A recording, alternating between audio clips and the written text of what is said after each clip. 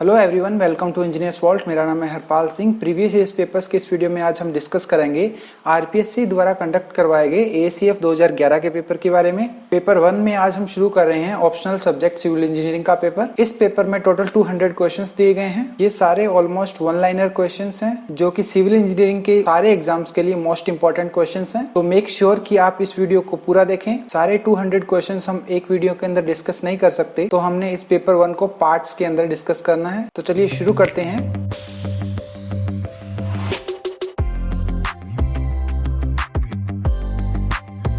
देखिए, इस पेपर में टोटल 200 सिविल के ऑब्जेक्टिव क्वेश्चंस दिए गए हैं और ये 100 मार्क्स के क्वेश्चन थे और इनको 3 घंटे के अंदर कंप्लीट करना था। चलिए शुरू करते हैं। A survey is conducted with the view to prepare the map of an area to scale of 1:1000. If a scale with least count of 0.1 mm is used for plotting, what would be the accuracy in the length measurement in the field? देखिए, question के अंदर हमें दिया गया है कि least count दिया गया है हमें मैप का 0.1 mm और हमें स्केल दिया गया है 1/1000 और हमें पूछा गया है कि लेंथ हम मेजर करेंगे फील्ड के ऊपर, तो उसकी एक्यूरेसी क्या होगी। देखिए, फील्ड के ऊपर जो भी मेजरमेंट होगा उसके लिए हम क्या करेंगे कि मैप पे जो भी मेजरमेंट है उसको हम स्केल से डिवाइड कर लेंगे, तो हमारे पास जो मेजरमेंट है फील्ड पे आ जाएगा। देखिए, क्वेश्चन के अंदर हमें 0.1 mm दिया गया है मैप के ऊपर, उसको हम डिवाइड कर देंगे 1/1000 से जो कि स्केल है, या फिर हम यूं कहें कि 0.1 को हम मल्टीप्लाई कर लेंगे 1000 से, तो हमारे पास क्या आ जाएगा, ऑप्शन 3 करेक्ट हो जाएगा। नेक्स्ट क्वेश्चन देखते हैं। Which of the following instrument is usually used for the base line measurement. देखिए, इस क्वेश्चन को डिलीट कर दिया गया था, लेकिन फिर भी मैं आपको बता देता हूं कि ये जो चारों इंस्ट्रूमेंट है ये लाइन मेजरमेंट के काम में आते हैं। इनमें से जो इनवार्ड टेप है इसकी एक्यूरेसी बाकी सबसे ज्यादा होती है, तो ये हमें याद रखना है। नेक्स्ट क्वेश्चन देखते हैं। अ metallic tape is of, options दिए गए हैं स्टील, इनवार, लिनन और क्लॉथ एंड वायर्स। देखिए, जो मेटालिक टेप होती है वो क्लॉथ और वायर से मिलकर बनी होती है, इसका आंसर है ऑप्शन 4। देखिए, स्टील टेप स्टील की बनी होती है, इनवार टेप जो है वो निकल और स्टील की बनी होती है, जिसके अंदर निकल जो होता है वो 36% होता है और बाकी बचा हुआ हमारे पास स्टील होता है, तो ये भी हमें याद रखना है। नेक्स्ट क्वेश्चन देखते हैं। For a well condition triangle one angle should be less than. देखिए, इस क्वेश्चन को भी डिलीट कर दिया गया था आरपीएससी द्वारा, लेकिन फिर भी हम देख लेते हैं। जो वेल कंडीशन ट्रायंगल होता है उसके अंदर जो भी एंगल होने चाहिए वो 30 डिग्री से 120 डिग्री के बीच के सारे एंगल होने चाहिए, यानी कि कोई भी एंगल है जो 30 डिग्री से छोटा नहीं होना चाहिए और कोई भी एंगल 120 डिग्री से बड़ा नहीं होना चाहिए, तो ये चीज हमें ध्यान में रखनी है। नेक्स्ट क्वेश्चन देखते हैं। The position of a point can be fixed more accurately by, options दिए गए हैं cross staff, optical square, oblique offset या फिर परपेंडिकुलर ऑफसेट। देखिए, किसी भी पॉइंट को हमें एक्यूरेटली फिक्स करने के लिए जो हम यूज करते हैं वो है परपेंडिकुलर ऑफसेट। ऑप्शन 4 है जो करेक्ट हो जाएगा। नेक्स्ट क्वेश्चन देखते हैं। Cross staff is an instrument used for, options दिए गए हैं measuring approximate horizontal angles, setting out right angles, measuring bearing of the line, none of above. देखिए, क्रॉस स्टाफ को हम यूज करते हैं setting out of the right angles. Option जो 2 है वो करेक्ट हो जाएगा। नेक्स्ट क्वेश्चन देखते हैं। If the quadrantal bearing of a line is north 25 degree west, the whole circle bearing of the line is. देखिए, हमें नॉर्थ वेस्ट की रीडिंग दी हुई है 25 डिग्री है। देखते हैं क्वेश्चन कैसे होगा। देखिए, इस तरह से नॉर्थ, साउथ, ईस्ट और वेस्ट हमने लिख दिया है और जो हमें दिया गया है क्वाड्रेंटल बियरिंग नॉर्थ और वेस्ट, यानी कि ये जो एंगल हमें दिया गया है ये 25 डिग्री दिया गया है north to waste.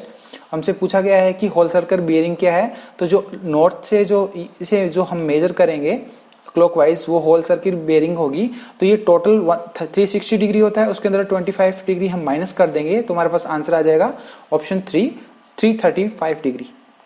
Next question देखते हैं। The following sights are taken on a turning point, options दिए गए हैं fore sight only, back sight only, fore sight and back sight, fore sight and intermediate sight. देखिए, turning points के ऊपर हम back sight और फोर साइड दोनों readings लेते हैं, इसका आंसर हो जाएगा ऑप्शन 3। नेक्स्ट क्वेश्चन देखते हैं। Dumpy level is most suitable when, options दिए गए हैं the instrument is to be shifted frequently, fly levelling is being done over long distance, many readings are to be taken from single setting of the instrument, all of above. देखिए, question के अंदर हमसे पूछा गया है कि most suitable condition कौन सी है डंपी लेवल को यूज करने की, तो देखिए अगर हमें एक ही पॉइंट से बहुत सारी रीडिंग्स लेनी हो तो हम डंपी लेवल को हम यूज करते हैं। तो इसका जो आंसर है ऑप्शन 3 हो जाएगा, वो करेक्ट हो जाएगा। नेक्स्ट क्वेश्चन देखते हैं।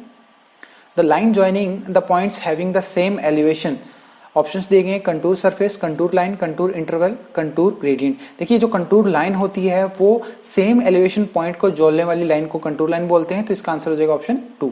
नेक्स्ट क्वेश्चन देखते हैं। The main principle of surveying is to work from, options दिए गए हैं the part to whole, the whole to part, higher to lower, lower to higher. देखिए जो ऑप्शन 2 है वो करेक्ट है। देखिए जब हम होल टू पार्ट वर्क करते हैं तो इसमें एरर का अक्यूमुलेशन नहीं होता है, तो ये हमें ध्यान रखना है। नेक्स्ट क्वेश्चन देखते हैं।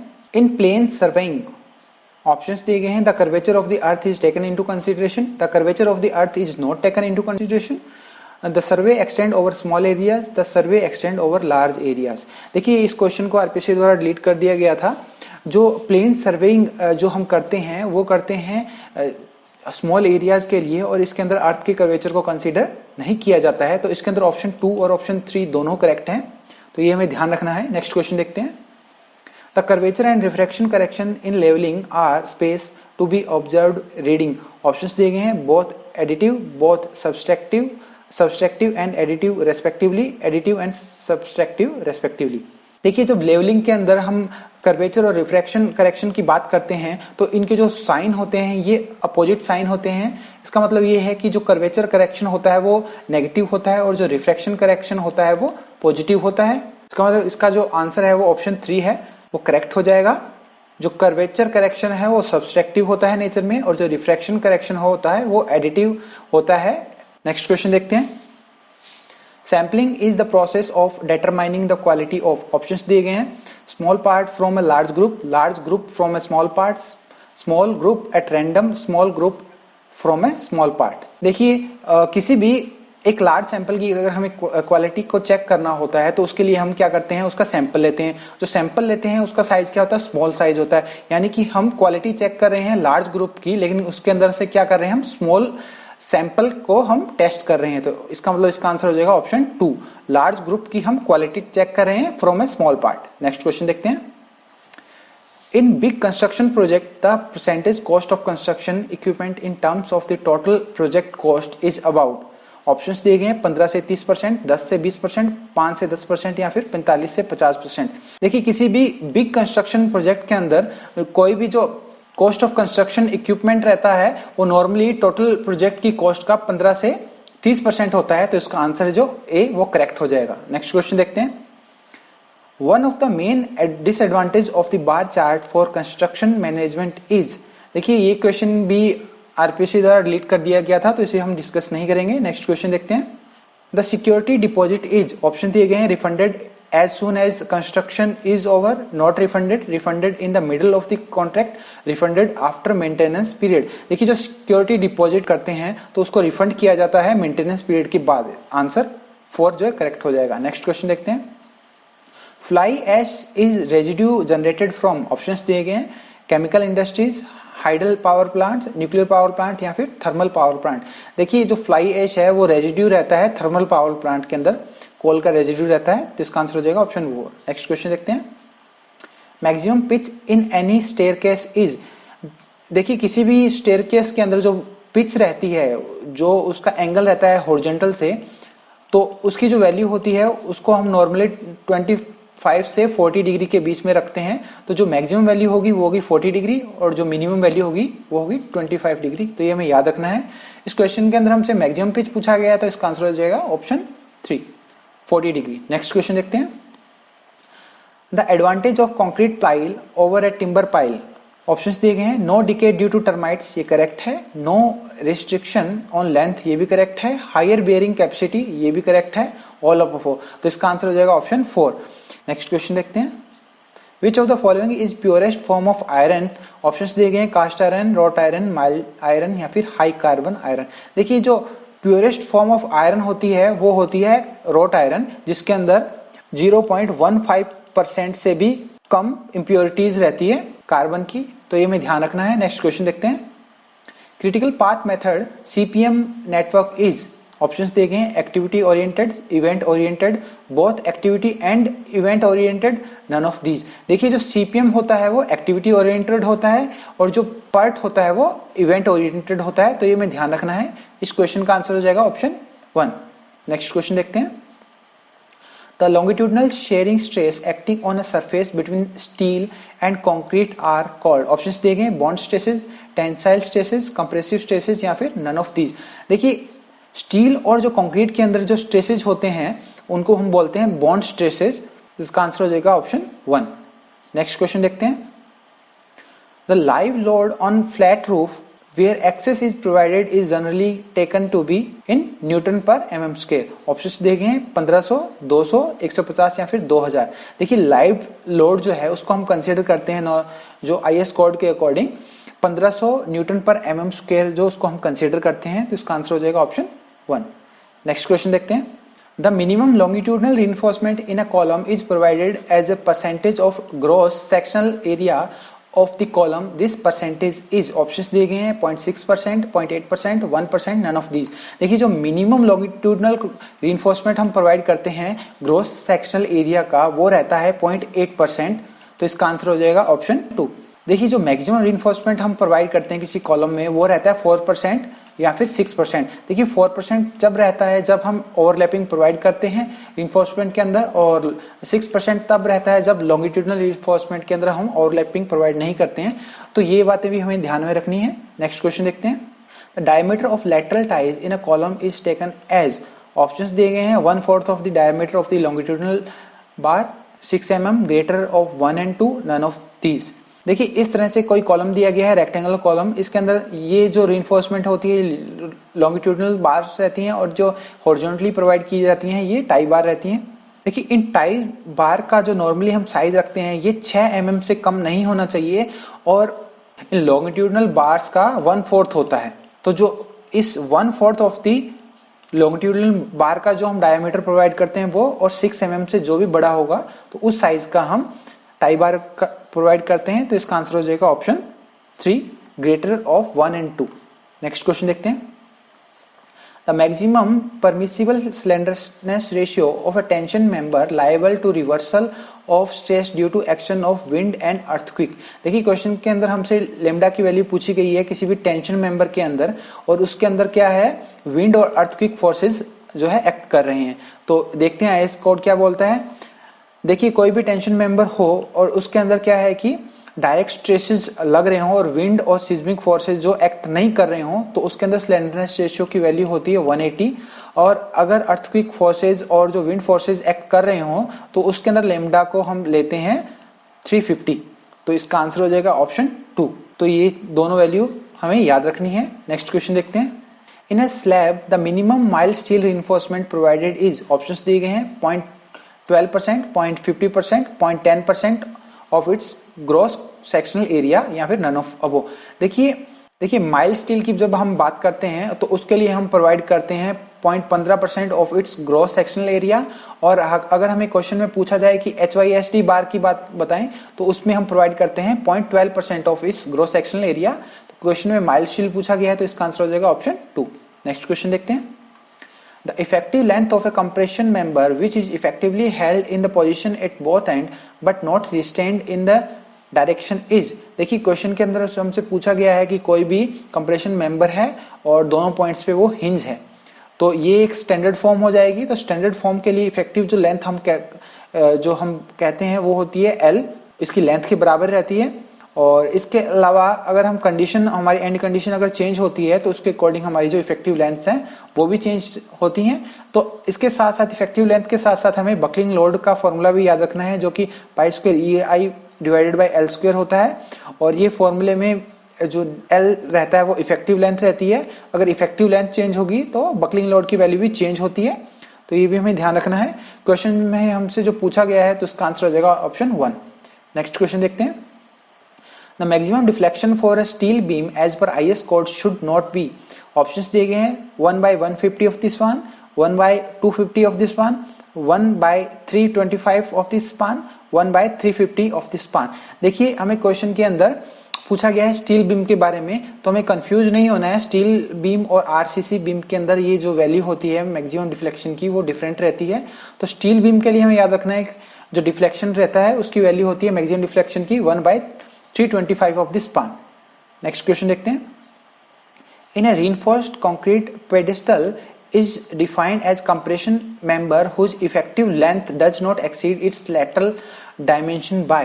देखिए पेडेस्टल जो रहता है उसकी जो इफेक्टिव लेंथ होती है वो लेस देन रहती है 3 times of its least lateral dimension. तो इसका आंसर हो जाएगा ऑप्शन 2। नेक्स्ट क्वेश्चन देखते हैं। Modulus of rupture of a concrete is a measure of, options देखे हैं flexural tensile strength, direct tensile strength, compressive strength या फिर स्प्लिट टेंसाइल स्ट्रेंथ। देखिए जो मॉडुलस ऑफ रप्चर होता है कंक्रीट के अंदर वो मेजर होता है फ्लेक्सुरल टेंसाइल स्ट्रेंथ, यानी कि ऑप्शन 1 है वो करेक्ट हो जाएगा। नेक्स्ट क्वेश्चन देखते हैं।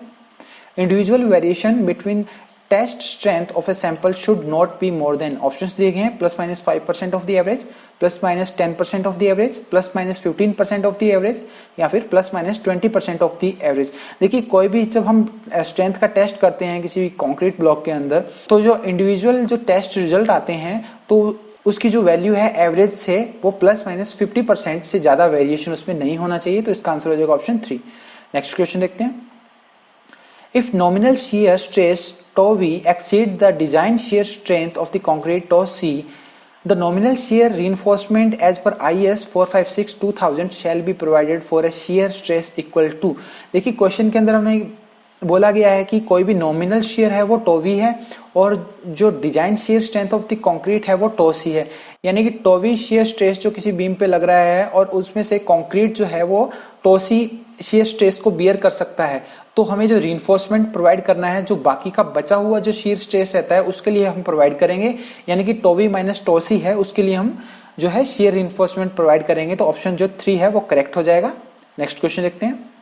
In T-shaped RC retaining wall, the main reinforcement in the stem is provided on, options दिए गए हैं the front face in the direction, the front face in both direction, the inner face in one direction, the inner face in both direction। देखिए किसी भी के member के अंदर जब हम reinforcement प्रोवाइड करते हैं तो वो हम उस पार्ट के अंदर प्रोवाइड करते हैं जिस साइड के अंदर उसमें टेंशन जनरेट हो रहा हो। कंप्रेशन को तो कंक्रीट बियर कर सकता है लेकिन टेंशन को बियर करने के लिए हम वहां पे रिइंफोर्समेंट प्रोवाइड करते हैं। तो देखते हैं क्वेश्चन कैसे होगा। देखिए इस तरह से 3 जो स्ट्रक्चर दिए गए हैं, पहला ग्रेविटी वॉल है, दूसरा सेमी ग्रेविटी वॉल है, तीसरा कैंटिलीवर वॉल है। तो हमें क्वेश्चन के अंदर पूछा गया है T shape RC retaining wall के अंदर देखिए इस साइड के अंदर बैकफिल होगा तो इस साइड से जो है हॉरिजॉन्टली एक इस साइड के अंदर फोर्स लगेगा जिसकी वजह से ये इस कैंटिलीवर वॉल में इस तरह से बेंडिंग होगी। इस बेंडिंग की वजह से इसका जो इनर पार्ट है वहां पे टेंशन जनरेट होगा। इस टेंशन को रेजिस्ट करने के लिए हम जो इनर साइड है वहां पे रीइंफोर्समेंट प्रोवाइड करते हैं। तो इसका आंसर हो जाएगा option 3, the inner face in one direction. Next question देखते हैं। The average shear stress in member calculated on cross section of unstiffened web shall not be, options देखे हैं 0.45 FY, 0.40 FY, 0.65 FY या फिर 0.66 FY। देखिए average जो shear stress होता है उसकी वैल्यू होती है 0.40 FY और अगर हमसे क्वेश्चन में पूछे कि मैक्सिमम शेयर स्ट्रेस की वैल्यू क्या होती है तो वो रहती है 0.45 FY। क्वेश्चन में हमसे पूछा गया एवरेज, तो इसका आंसर हो जाएगा ऑप्शन 2। नेक्स्ट क्वेश्चन देखते हैं। The permissible bending stress in the web base of steel column for all grades of steel is limited to, options दिए गए हैं 165, 175, 185 या फिर 200 न्यूटन पर mm स्क्वायर। देखिए जो परमिसिबल बेंडिंग स्ट्रेस रहता है किसी भी स्लैब बेस के अंदर स्टील कॉलम में चाहे कोई भी ग्रेड्स ऑफ स्टील हो तो उसकी वैल्यू जो हम लेते हैं वो रहता है 185 न्यूटन पर mm स्क्वायर। ऑप्शन जो 3 है वो करेक्ट हो जाएगा। तो ये हमें याद रखना है 185 न्यूटन पर mm स्क्वायर जो होता है वो परमिसिबल बेंडिंग स्ट्रेस रहता है। नेक्स्ट क्वेश्चन देखते हैं। Whenever the earthquake or wind loading is considered in a design of member, the permissible stress may be increased by, options दिए गए हैं 25%, 30%, 33.33% या फिर 35%। देखिए जब भी कोई अर्थक्वेक या फिर विंड लोडिंग कंसीडर करते हैं किसी भी स्ट्रक्चरल मेंबर के अंदर तो ये इंपॉर्टेंट है। किसी भी स्ट्रक्चरल मेंबर के अंदर जब हम कंसीडर करते हैं तो परमिसिबल स्ट्रेसेस को हम जो 33.33% यानी कि 1/3 जो है उसको इंक्रीज कर देते हैं। तो इसका आंसर हो जाएगा ऑप्शन 3। अगर क्वेश्चन के अंदर हमसे पूछा जाए कि फास्टनर के लिए हम कितना इंक्रीज करते हैं सेम कंडीशन में, तो फास्टनर के लिए हम 25% इंक्रीज करते हैं, स्ट्रक्चरल मेंबर के लिए हम 33% जो है हम इंक्रीज करते हैं, तो ये हमें ध्यान रखना है। नेक्स्ट क्वेश्चन देखते हैं।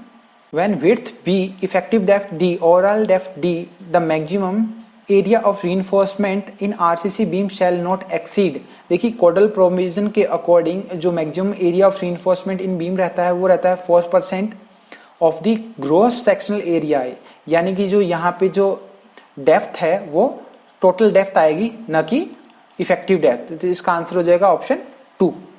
नेक्स्ट क्वेश्चन देखते हैं। For vertical stirrup, the maximum spacing of shear reinforcement measured along the axis of the member shall not exceed। देखिए हमसे वर्टिकल स्टीरअप के बारे में पूछा गया है। वर्टिकल स्टीरअप के अंदर हम जो मैक्सिमम स्पेसिंग प्रोवाइड करते हैं तो वो रहता है 0.75 डी या फिर 300 mm के अंदर जो भी छोटा रहता है तो वो हम मैक्सिमम स्पेसिंग प्रोवाइड करते हैं, तो इसका आंसर हो जाएगा ऑप्शन 2। देखिए वर्टिकल स्टीरअप की जगह हमसे इंक्लाइड स्टीरअप के बारे में पूछे तो उसके अंदर हम डी और 300 mm के अंदर जो भी छोटा रहता है वो वैल्यू प्रोवाइड करते हैं मैक्सिमम स्पेसिंग की, और वर्टिकल स्टीरअप के अंदर 0.7 डी और 300 mm में जो भी छोटा रहता है वो वैल्यू होती है मैक्सिमम स्पेसिंग की, तो हमें ध्यान रखना है। नेक्स्ट क्वेश्चन देखते हैं। For a short column the ratio of effective length of the column to it's least lateral dimension should not exceed. देखिए हमें से शॉर्ट कॉलम के बारे में हम लेमडा के बारे में पूछा गया है कि लेमडा की वैल्यू जो रहती है L upon least lateral dimension जो रहती है, तो लेमडा की वैल्यू जो शॉर्ट कॉलम के लिए कितनी होती है। देखिए शॉर्ट कॉलम के लिए जो लेमडा की वैल्यू होती है वो होती है 12 के इक्वल या फिर 12 से स्मॉल होनी चाहिए, यानी कि 12 से एक्सीड नहीं होनी चाहिए, तो इसका आंसर हो जाएगा ऑप्शन 2। नेक्स्ट क्वेश्चन देखते हैं। इन limit state method of design of RCC flexural member the centre of gravity of the compressive forces acting on a section from the top most fibre of concrete is at distance of. देखिए question के अंदर हमसे पूछा गया है कि इस तरह से कोई अगर रेक्टेंगुलर बीम है और उसका हम स्ट्रेस डायग्राम बनाते हैं तो ये अपर पार्ट है, ये कंप्रेसिव फोर्सेस कंप्रेसिव स्ट्रेस को रिप्रेजेंट करता है, तो इस कंप्रेसिव स्ट्रेस के अंदर सेंटर ऑफ ग्रेविटी है जो टॉप फाइबर से कितना डिस्टेंस पे होता है, ये फोर्स है ये टॉप फाइबर से 0.42 XU पे जो एक्ट करता है, तो हमें ऑप्शंस दिए गए 0.57, 0.36, 0.42 of the depth of the neutral axis, तो ये इसका आंसर हो जाएगा ऑप्शन जो 3 है वो करेक्ट हो जाएगा। नेक्स्ट क्वेश्चन देखते हैं। कंबाइंड फुटिंग में भी ऑप्शंस दिए गए rectangular and circular, trapezoidal and circular, rectangular and trapezoidal या फिर ऑल ऑफ अबव, तो इसका आंसर है ऑल ऑफ अबव। देखिए कंबाइंड फुटिंग है वो इनमें से किसी भी शेप की हो सकती है, बस कंडीशन यही रहती है कि जो भी 2 कॉलम हमें दिए गए हैं उनका सेंटर ऑफ ग्रेविटी और उस शेप का जो सेंटर ऑफ ग्रेविटी है दोनों कोइंसाइड करने चाहिए। नेक्स्ट क्वेश्चन देखते हैं। In the limit state design, the concrete section, the limiting value of the depth of the neutral axis, XU maximum divided by D for steel grade Fe415 is। देखिए question के अंदर हमसे XU max की value पूछी गई है कि XU max जो होता है और जो D रहता है इफेक्टिव डेप्थ, उनका रेशियो कितना होना चाहिए Fe415 के लिए। देखिए Fe415 के लिए जो इनका रेशियो होता है वो रहता है 0.48, इसका आंसर हो जाएगा क्वेश्चन का ऑप्शन 2 करेक्ट हो जाएगा। देखिए क्वेश्चन के अंदर अगर हमसे पूछे कि Fe 500 के लिए बताएं तो 500 के लिए जो इसका जो है वो वैल्यू जो है कम हो जाएगी, यानी कि 0.46 हो जाएगा, और क्वेश्चन के अंदर हमसे पूछे कि Fe 250 के लिए बताएं, माइल्ड स्टील के लिए बताएं, तो इसका आंसर हो जाएगा 0.53, तो ये हमें ध्यान रखना है। नेक्स्ट क्वेश्चन देखते हैं। The following soil is good for making bricks. Options दिए गए हैं ब्लैक कॉटन, सिल्टी, एलुवियल या फिर सैंड एंड सिल्ट, तो इसका आंसर है जो सिल्टी जो सॉइल रहती है वो बेस्ट रहती है for making bricks. Next question देखते हैं। The percentage of perforation in solid bricks is about. Options दिए गए हैं 5%, 10%, 15% या फिर 20%, तो इसका आंसर है 5%। नेक्स्ट क्वेश्चन देखते हैं। The tolerance in the width of mould of a class 1 brick is about. Options दिए गए हैं +-3 mm, +-6 mm, +-10 mm या फिर +-12 mm। देखिए जो फर्स्ट क्लास ब्रिक रहती है उसके अंदर जो टॉलरेंस लिमिट रहती है वो रहती है +-3 mm, और अगर क्वेश्चन में हमसे पूछे कि सेकंड और थर्ड क्लास ब्रिक के लिए बताए तो उसके लिए रहती है +-7.5 mm, तो ये दोनों वैल्यू हमें याद रखनी है। इस क्वेश्चन का आंसर हो जाएगा ऑप्शन 1। नेक्स्ट क्वेश्चन देखते हैं। Good quality stone for building should not absorb water in 24 hour. Options दिए गए हैं 5%, 10%, 7.5% या फिर 12.5%। तो गुड स्टोन्स जो रहते हैं बिल्डिंग के अंदर यूज करते हैं, तो 24 आवर्स के लिए अगर हम उसको वाटर के अंदर डिप करके रखें तो वो 5% से ज्यादा जो है वाटर को एब्जॉर्व नहीं करना चाहिए। इसका आंसर हो जाएगा ऑप्शन 1। नेक्स्ट क्वेश्चन देखते हैं। मार्बल इज है, ऑप्शन देखिए, इग्निशियस रॉक, सेडिमेंट्री रॉक, या फिर मेटामॉर्फिक रॉक, या फिर ग्रेनाइट रॉक। पहले हम देखते हैं कि कितने टाइप के रॉक्स जो होते हैं। देखिए नॉर्मली हम जो इनको क्लासिफाई करते हैं वो करते हैं इग्निशियस रॉक, सेडिमेंट्री रॉक, या फिर मेटामॉर्फिक रॉक। तो इग्निशियस रॉक के अंदर जो हमें एग्जांपल याद रखने हैं वो है ग्रेनाइट और प्यूमिस। तो ये तो बहुत मोस्ट इंपॉर्टेंट है, बहुत से एग्जाम्स में पूछे जाते हैं। सेडिमेंट्री रॉक्स के अंदर जो हमसे पूछे जाते हैं वो पूछे जाते हैं स्टोन्स, सैंडस्टोन और लाइमस्टोन, या फिर शेल, या फिर जिप्सन। तो ये जो 4 एग्जांपल हैं वो हमें याद रखने हैं। मेटामॉर्फिक के अंदर जो मार्बल है ये हम इजीली याद रख सकते हैं। मार्बल एम से स्टार्ट होता है, मेटामॉर्फिक भी एम से स्टार्ट होता है। ये मार्बल बहुत सारे एग्जाम्स में पूछा जाता है और हम जनरली इसको कंफ्यूज कर जाते हैं और हम आंसर इग्निशियस रॉक लगा देते हैं। लेकिन हमें याद रखना है कि जो मार्बल है वो मेटामॉर्फिक रॉक का एग्जाम्पल है। इसके अलावा जो स्लेट है, क्वार्टजाइट है, नेस है, तो इनको भी हमें याद रखना है। इस क्वेश्चन का जो आंसर हो जाएगा ऑप्शन जो 3 है वो करेक्ट हो जाएगा। नेक्स्ट क्वेश्चन देखते हैं। The stone suitable for rubble masonry should be, options देखे हैं, हार्ड, टफ, हैवी, या फिर लाइट। देखिए जो हम रबल मैसनरी में स्टोन्स यूज करते हैं वो क्या है, हार्ड होने चाहिए। और जो स्टोन्स हम ऑर्नामेंटल वर्क के लिए यूज करते हैं वो स्टोन्स जो कि सॉफ्ट होने चाहिए, ताकि उस पर हम इजीली कार्विंग कर सकें, इजीली उसके ऊपर हम डिफरेंट डिजाइन बना सकें। तो ये भी हमें याद रखना है। देखिए इस तरह से हमारे क्या है मोस्ट इंपॉर्टेंट 200 क्वेश्चन में से 50 क्वेश्चंस जो है कंप्लीट होते हैं। इस पेपर 1 का पार्ट 1 है उसको हम यहीं पे स्टॉप करते हैं। जो बाकी के क्वेश्चंस हैं उसको हम पार्ट 2 में कंटिन्यू करेंगे। आई होप कि आपको ये वीडियो पसंद आया होगा। देखिए अगर आपको ये वीडियो पसंद आया तो इसे अपने दोस्तों के साथ शेयर करें।